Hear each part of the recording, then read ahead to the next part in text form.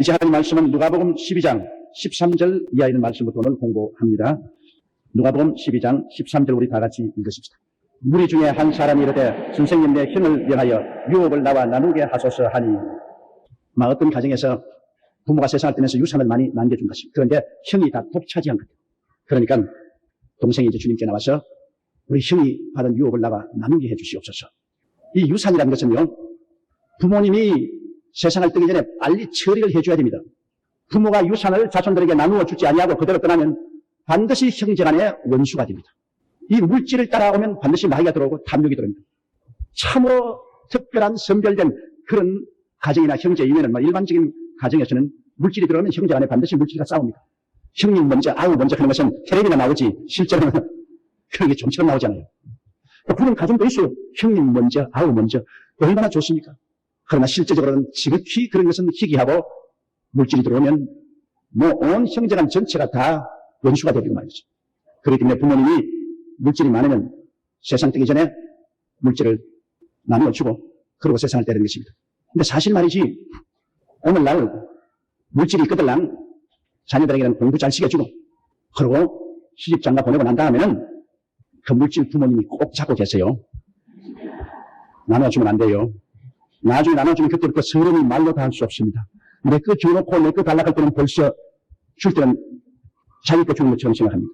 그리고 요사이 여러분, 많은 노인들이 자식이 다 있으면서도 길거리에 허덕이는 노인들이 많습니다. 점점 그 수가 많아지고 있습니다. 왜 그러냐? 장남도 부모 안 모시겠다. 차남도 안 모시겠다. 삼남도 안 모시겠다. 또 아들은 또 아들이기 때문에 그래도 부모 모시겠다 하지만은 요사이 며느리가 안 모시겠다고 합니다. 요사이 며느리 얼마나 무섭습니까? 여권이 신장돼 가지고서 더구나 남자가 여자 옆에 꼼짝을 못합니다. 이런 처지에 며느리가 부모를 구박하니까 부모가 쓸 땅이 없습니다. 왜냐하면 나이 많이 잡수신 분과 젊은이들 사이에는 세대 차이가 있습니다. 시대가 틀린다고요. 그러면 나이 많으신 부모님이 좀 시대에 틀린 말을 하더라도 아마 그런가 보다 하고서 예 앞에 면전독대라도 하면 좋은데 여자아이는 그렇지 않습니다. 부모가 한마디 하면 10마디 대답하거든. 한마디 말하면 10마디 대답하니까 결국 어떻게 하냐, 부모님들이 보따리 사고 나오면 내가 여기 얻어먹는 것보다는 밖에 나가서 동양을 하더라도 내 속 편히 살겠다. 그래서 보따리를 싸고 나와요. 지금 우리 교회에서 하는 양로원이 두 곳 있지 않습니까? 엘림이 하나 있고 기동원에 간 가난 양로원이 있는데요. 지금 줄을 서 있어요. 그 줄을 서 있는 부모님들이 자식이 없느냐? 자식이 다 건지하고 있다고요. 자식이 있는데 보따리를 사고 줄을 서 있죠. 왜 그러냐? 너무너무 구박을 당하고 속이 상해서 못 살겠다는 거예요. 줄을 서 있어요. 그러므로 여러분께서 꼭 이 세상에 사는 동안에 부모로서의 자식에 대한義務를 다하고 난 다음에는 여러분이 꼭 재산 같은 것은 끝까지 보존하고 계세요. 그래 여기 예수님께 한 사람이 와서 선생님 내 형을 면하여 유업을 나와 나누게 하소서 그렇게 했습니다. 14절에 보십시다. 이르시되 이 사람아 누가 나를 너희의 재판장이나 물건 나누는 자로 세우느냐 하시고 예수님은 거기에 대해서 단호하게 재판장이나 물건 나누는 중재시기를 거부했습니다. 왜 그러냐? 주님께서 원하시는 것은 이 세상에 재산이나 물건이 있으면 하늘나라 사업하는 것에 쓴다면 주님께서 재판도 하시고 중재도 하시는데 자기끼리 탐욕을 가지고서 물질 가지고 싸우는 문제, 주님이 이 편 들고 저 편 들어 가지고서 이래도 칭찬 못 받고 저래도 칭찬 못 받은 일을 주님께서는 안 하시겠다는 것입니다. 여러분 물건 상속하는 데 들어가면요, 아무리 가서 중재를 잘 써도 잘했다는 칭찬 못 받습니다. 똑같이 나눠주면 어떻게 똑같이 나눠주냐고 야단도 쓰이고 한쪽에 많이 주고 저기 주면 왜 저기 많이 주고 저기 주냐고 야단이고 절대로 좋은 소리를 듣지 못합니다. 그러므로 주님께서는 그러한 좋은 소리 듣지 못할 세상사의 재판장이나 물건 나누는 자로 서지 않겠다는 것입니다. 그러한 것은 세상 법정에서 해결할 문제지 우리 주님께서 그 문제를 직접 들어서서 해결하지 않겠다는 것입니다. 15절요. 저희에게 이르시되 삼가 모든 탐심을 물리치라 사람의 생명이 그 소유의 능력한 데 있지 아니하니라 하시고 제일 인간 생활에 무서운 것이 탐식입니다. 사람이 탐욕이 들어오면 싹 달라져 버립니다. 보통 때 아주 정상적이다가도 탐욕이 들어오면 눈이 싹 돌아가 버리고 그 다음에는 사람이 달라져 버린다고요. 진짜요. 그렇기 때문에 이 탐욕을 물리쳐야 돼요. 근데 사람이 탐욕이 언제 없어지느냐? 죽을 때 탐욕이 없어집니다. 왜냐면 이 세상에 살다가 큰 병이 들었다든지 자동차 사고가 났다든지 이래가지고서 이제는 이 세상을 떠날 수밖에 없게 될 때는 세상 탐욕 다 사라집니다. 무슨 소용이 있습니까? 죽어가는 사람에게 돈이나 지위나 명예나 권세가 무슨 소용이 있습니까? 이 세상을 떠나가는 사람에게는 오직 저 세상에 대한 생각만 있지 이 세상에 대한 탐욕이 있을 턱이 없습니다. 그러면 우리가 예수 믿는 사람은 우리는 예수 그리스도를 구주로 모시고 이 세상에 대해서 죽은 사람들인 것입니다. 그리스도와 함께 죽고 장사되는 바 되었기 때문에 우리 예수 믿는 사람들은 이 세상에 살면서 이 세상에 묶이지 말아야 되는 것입니다. 이 세상에 우리가 주신 것 얻어서 누리고 살지만은 그게 잡혀서는 안 됩니다. 하나님 많이 주시면 많이 누리고 적게 주시면 적게 누리지만은 그게 붙잡혀서 탐욕을 가져서는 절대로 안 됩니다. 욕심이 생겨가지고서 그걸 움켜쥐기 시작하면 그때로부터 자유를 잃어버리고 마는 것입니다. 완전히 탐욕의 노예가 되어버리고 마는 것입니다. 이 탐심이 제일 무서운 것입니다. 그러나 우리가 늘 회개하고 예수님께 기도하면 이 탐심의 마귀가 우리에게 떠나가는 것입니다. 우리가 하나님께 늘 기도하고 말씀 읽고 성령에 충만하면 마음속에서 탐심이 떠나갑니다. 그러면 마음이 명경처럼 맑아집니다. 마음이 맑아지면 모든 사물이 바로 보입니다. 여러분, 물이 고요하는데 달빛이 비추면 들어가면 달이 아주 그대로 보이지만 바람이 막 불면 달이 막 찌그러지고 이절어져서 보이는 것입니다. 우리가 탐심이 없으면 모든 것을 볼 때 정상적으로 보입니다. 정상적으로 보여요. 그러나 탐욕의 바람이 불면 모든 것이 이그러지고 찌그러지게 보이는 것입니다. 이렇기 때문에 모든 일에 탐심의 마귀를 물리쳐야 돼요. 성경에는 탐심은 우상숭배라고 말했습니다. 우상숭배는 하나님이 단호하게 버리는 무서운 죄입니다. 그런데 바로 마음의 탐심이 우상숭배라고 했습니다. 이러므로 우리의 마음속에 탐심을 비운다는 것이 굉장히 중요합니다. 탐욕을 비워야 돼요. 하나님께서는 탐심을 가장 미워하시기 때문에 탐심에 빠지면 하나님 축복도 받지 못하고 천당도 다 잃어버립니다. 그리고 탐욕은 결국 하나님의 가장 심한 심판을 받습니다. 우리가 하나님 앞에서 순리로 살 줄 알아야 됩니다. 욕심을 내지 말고 하나님 믿음으로 살아야 되는 것입니다. 하나님을 믿고 의지하면서 순리로 살면 하나님이 다 복을 주시고, 탐심을 가지면 순리를 잃어버리고 범죄를 하게 됩니다. 욕심을 이루기 위해서 죄를 짓게 되고, 그렇게 되면 심판을 자초하게 되는 것입니다. 그러므로 주에게 이르시되 삼가 모든 탐심을 물리쳐. 사람의 생명이 그 소유의 넉넉한 데 있잖아요. 돈 많다고 해서 그 사람이 영생이 있고, 돈이 없고 가난하다고 해서 영생이 없고, 그런 거 아닙니다. 사람의 생명이란 이 세상에 물질이 많고 적은 것이 있지 않습니다. 사람의 생명이란 예수님을 믿었느냐 안 믿느냐에 달려있는 것입니다.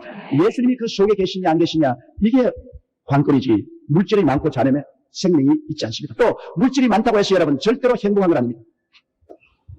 미국의 유명한 부자인 하워드 휴즈, 그는 하워드 휴즈 비행기 회사를 가지고 있고 헬리콥터 회사도 가지고 있고 여러 회사가 미국의 억만장자입니다. 그럼 돈이 너무너무 많았기 때문에 그는 평생에 장가를 안 갔습니다. 왜 장가를 안 갔냐? 한 여자에게 매이기 싫어가지고서 많은 여자를 데리고 즐기기 위해서 장가를 안 갔습니다. 그래서 수많은 배우들, 수많은 여자들하고 즐겼습니다. 그러다가 그는 정신병이 들렸습니다. 그래서 병균이 몸에 들어올까 싶어서 겁을 내가지고서 바깥에 나가기를 두려워하게 되고 아무 음식도 병균이 있다고 겁을 내가 못 먹고 주스만 마셨습니다. 이발도 하는 사람 손에 병균이 들었다고 싶어서 이발도 아니라 머리가 철렁철렁 무릎까지 내려왔습니다. 손톱이 내 발톱처럼 길었습니다. 그래서 깜짝 놀라 죽었습니다. 그가 죽었을 때 누구 한 사람 와서 슬퍼하고 울어주는 사람이 없었습니다. 그런 많았죠. 그 인생이 행복했느냐?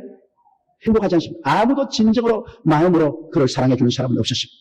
그럼 참 행복은 물질에 있는 것이 아닙니다. 마음에 있는 것입니다.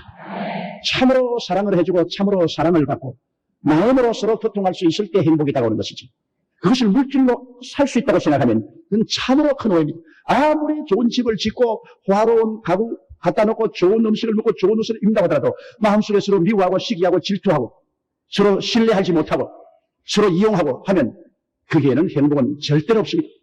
그렇기 때문에 미국의 억만장자인 폴 게티, 그는 석유광을 개발해서 억만장자가 됐습니다. 그 런던에서 만년에 기자들이 와서 물었습니다. 폴 게티 씨, 당신은 행복합니까? 그러니까 딱 화를 냈습니다. 행복이 어디 있어? 세계에서 가장 큰 갑부였는데 행복하냐니까 그렇게 성을 버럭내면서 행복이 어디냐고 화를 쳤습니다. 물질이 많다고 해서 여러분 행복이나 기쁨이 오는 것이 아닙니다.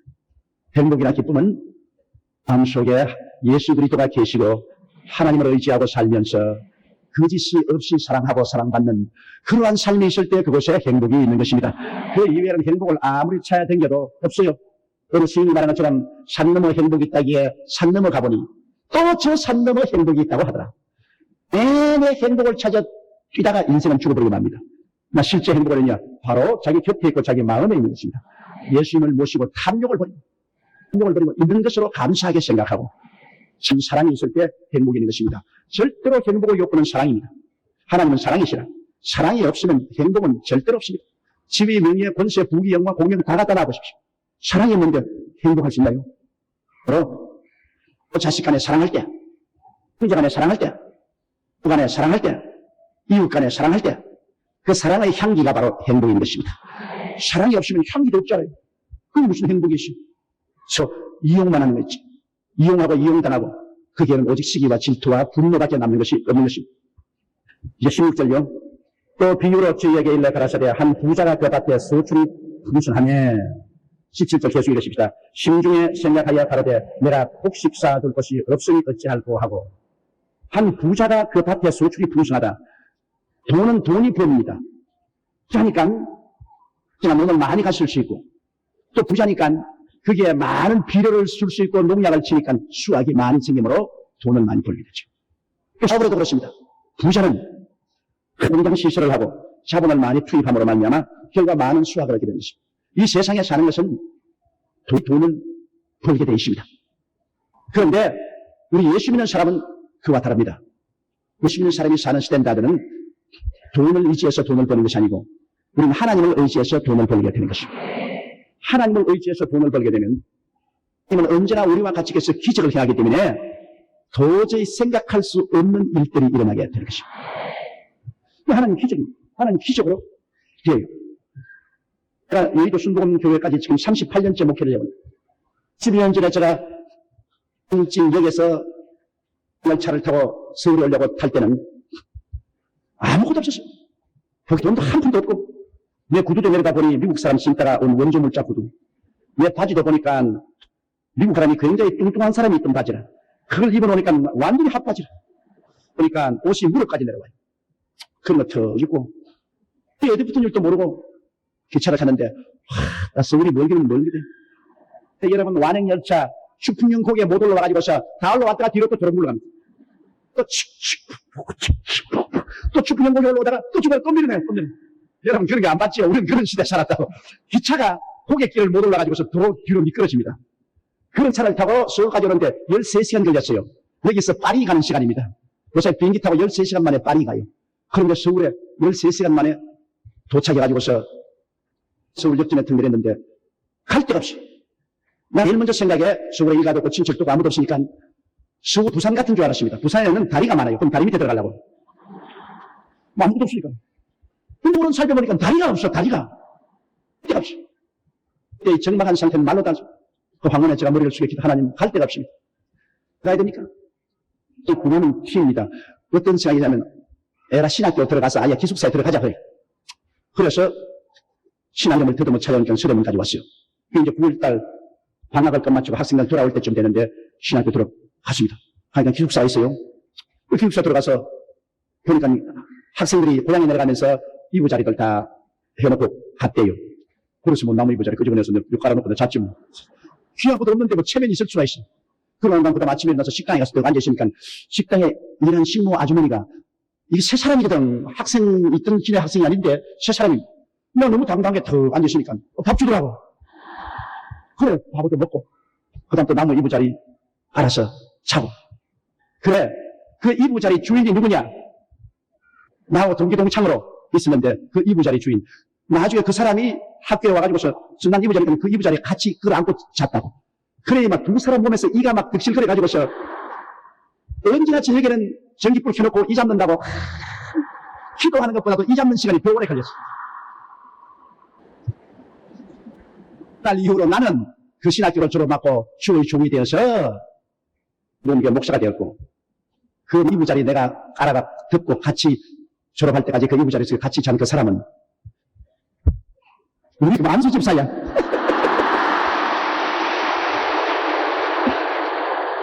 세상 이부자리가 그렇게 풀렸노? 우리 교회 지금 현재 안수 집사야. 둘이 없지만 그때는 다 너나 했는데 요사이는 저기 나보면 목사님 집사. 그 사람이 그렇게 해서 아무것도 없이 빈손들로 올라와서 제가 신학교에서 공부를 하고 근데 그 사람들 마다 그래요. 너 아무것도 없고 빈손들로 어떻게 교회를 하느냐. 그때 난 결심을 했습니다. 난 절대 사람에게 의지하지 않겠다. 미국 선교사에 의지하고 미국에 의지하고 그냥 돈 달라고 이렇게 막 호소를 하는데 저는 신학교한테 결심을 했습니다. 하나님이 살아계시면 나는 하나님을 의지할 것이고 하나님 의지해서 못할 것 같으면 이건 죽은 하나님이니까 그건 믿지 말아야 될 것이고 왜 하나님 두고 내가 미국 사람에게 돈 달라고 하고 선교사에게 돈 달라고 하겠노? 뭐 하나님이 미국 사람보다 못하고 선교사보다 못할 것이냐? 내가 하나님께 의지해야지 사람에게 의지하지 않겠다. 순수하게 기도하고 하나님을 의지했습니다. 그때 저를 잘했기 때문에 선교사에게 의지할 수 있었어요. 그리고 선교사들에게 도움을 받았으면 당장 돈도 많이 얻고 순탄하게 큰 교회도 세울 수가 있었어요. 그런 결심을 했습니다. 하나님이 계시면 하나님이 응답을 해주셔야지 사람을 의지해가 교회를 세워놓으면 그건 사람 교회지 하나님 교회가 될 수 있냐. 하나님만 의지했는데 처음은 미약하나 끝은 장대라고 한 말씀대로 자꾸 하는 것보다 잘 떼요. 그렇게 일이 돼야 돼요. 고생은 많이 했지만 하는 것마다 잘 된다고. 손대는 것마다 다 안 된다고 하는 것도 손을 대면 잘 돼요. 그래서 저는 미국 사람이나 선교사를 의지하지 아니하고 순수하게 하나님께 의지해서 기도하고 우리 성도들의 은총을 통해서 헌금을 통해서 오늘날 여의도 순복음교회까지 짓고 나온 것입니다. 그러므로 이 세상에는 세상에서 돈을 가지고서 사업을 해서 잘 사는 사람도 있습니다. 그러나 우리 예수 믿는 사람은 하나님을 의지해야만 됩니다. 하늘을 짓고 땅을 지으신 하나님이 우리 못 도와줄 바에야 그럼 우리가 믿을 이유가 어디 있습니까? 우리가 종교를 믿습니까? 아닙니다. 살아있는 하나님을 믿죠. 그럼 하나님이 살아계시고 지금도 이렇게 살아계시는데 그럼 하나님의 능력이 우리를 도와주시지.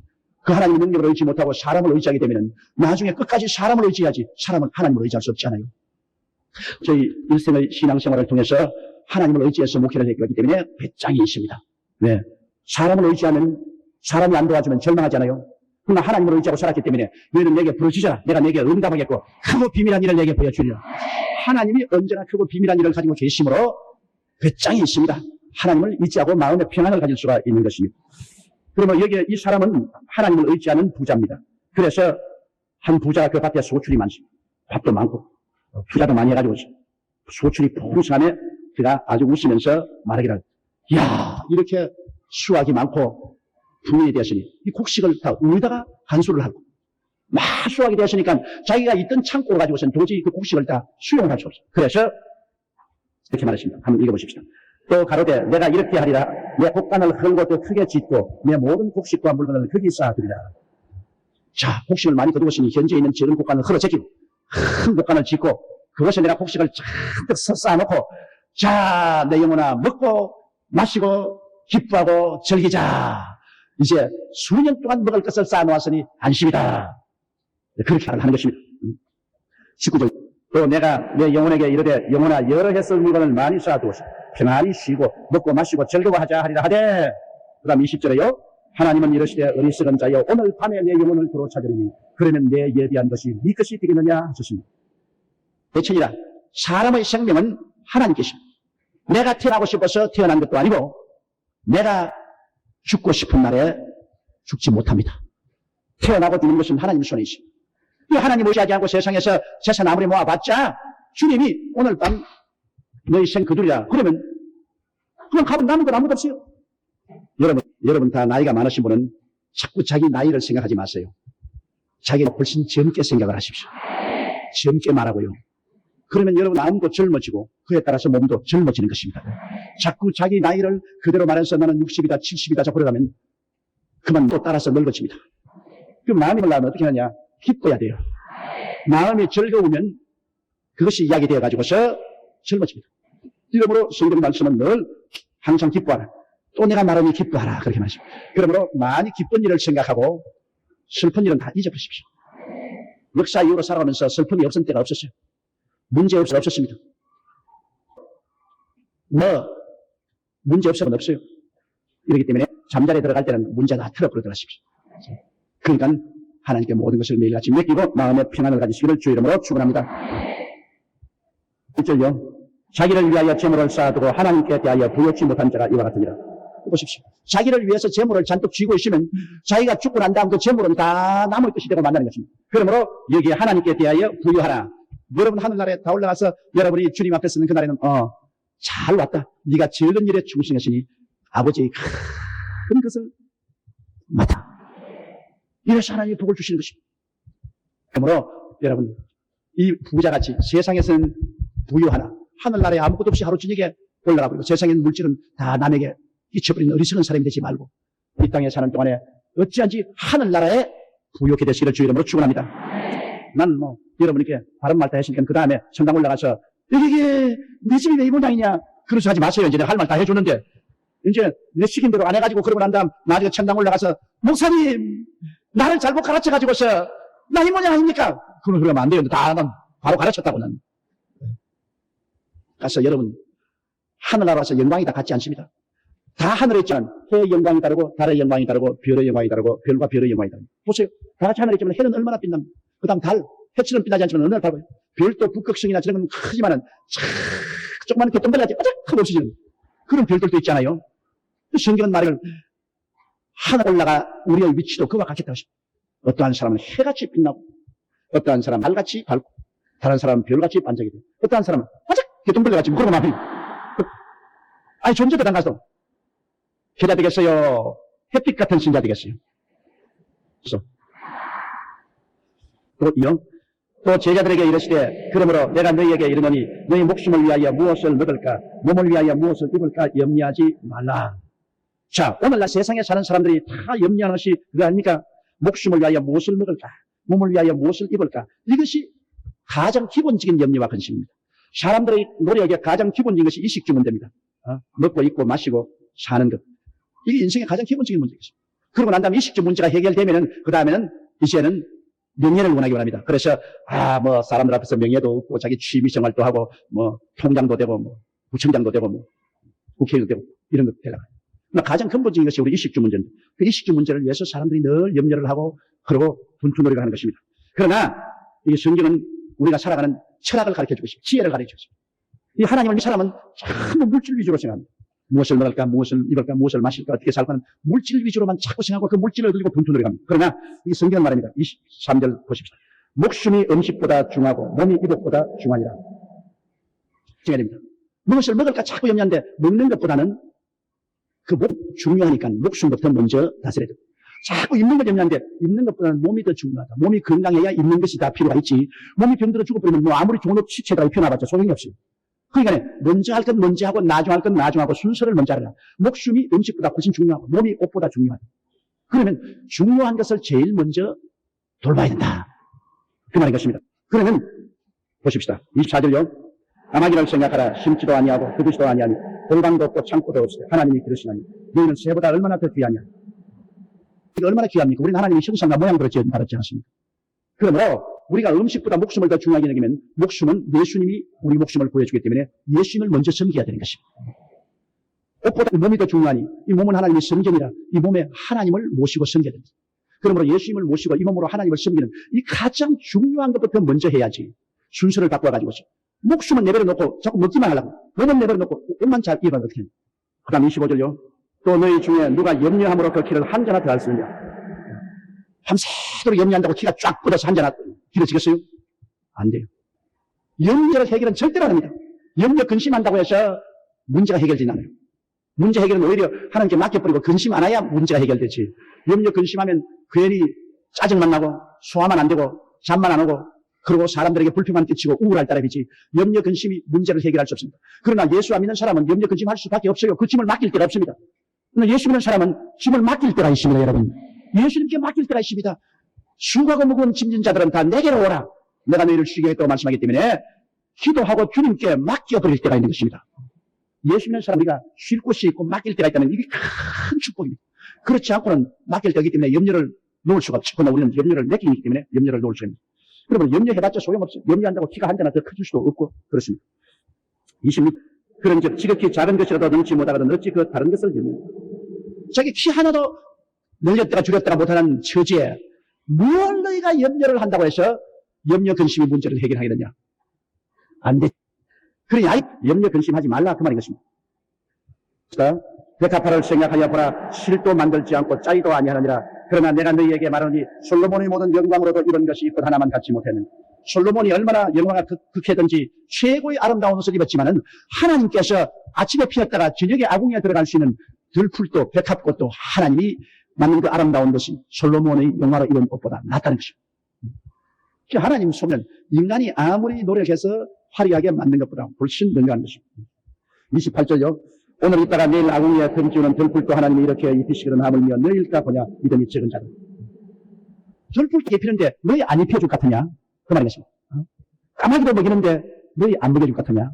들풀도 이렇게 입히는데 하나님이 안 입혀줄 것이냐? 그건 예수 안 믿는 사람 보고 말하는 거 아닙니다. 예수 안 믿는 사람은 하나님이 먹이고 입힐 의무가 없습니다.